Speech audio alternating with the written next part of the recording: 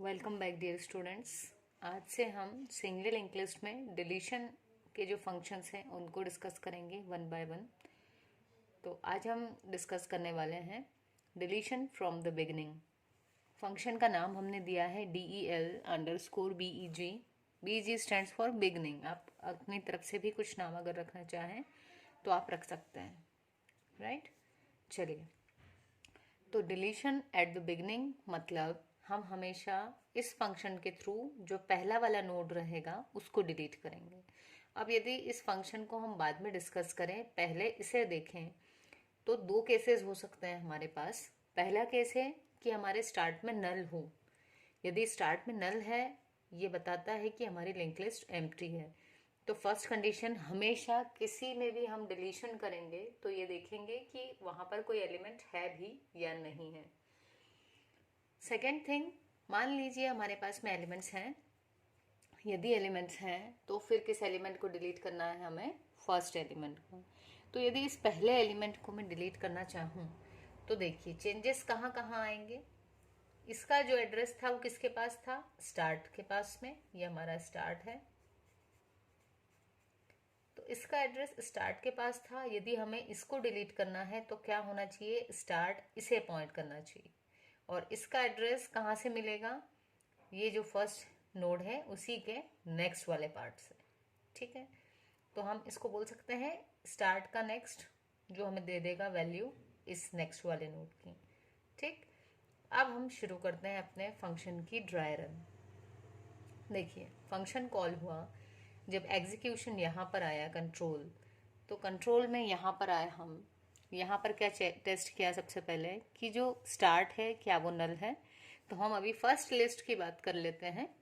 तो कंडीशन हो जाएगी ट्रू, एंड यदि कंडीशन ट्रू है तो फिर कहाँ जाना है हमें? इफ के अंदर, और यहाँ हम डिस्प्ले करवा देंगे लिस्ट एम्प्टी और हम हो जाएंगे इस फंक्शन से बाहर।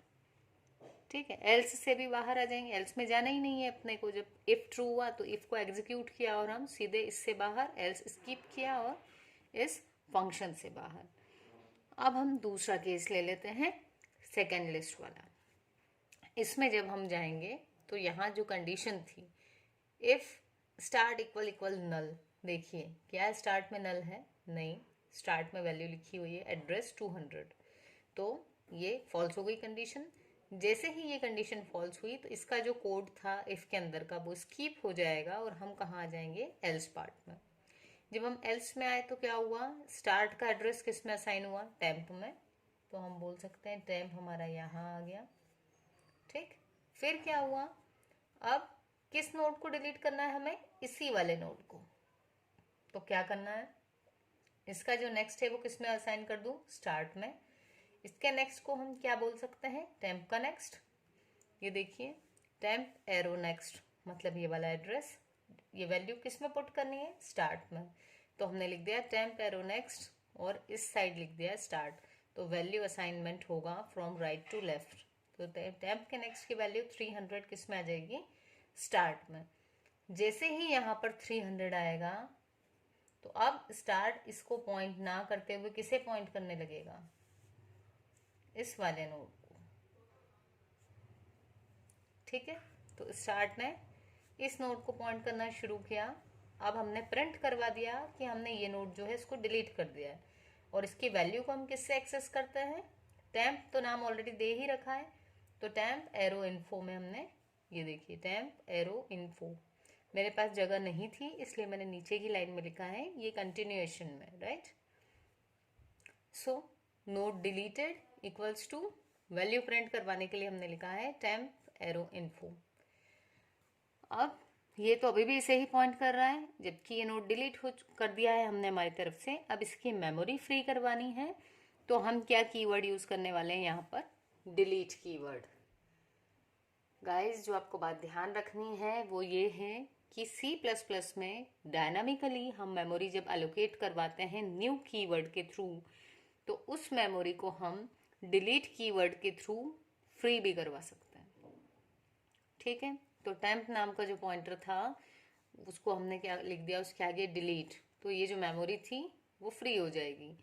दूसरी चीज, जब जब हमने इंसर्शन किया था तो काउंट को इंक्रीमेंट किया था, राइट।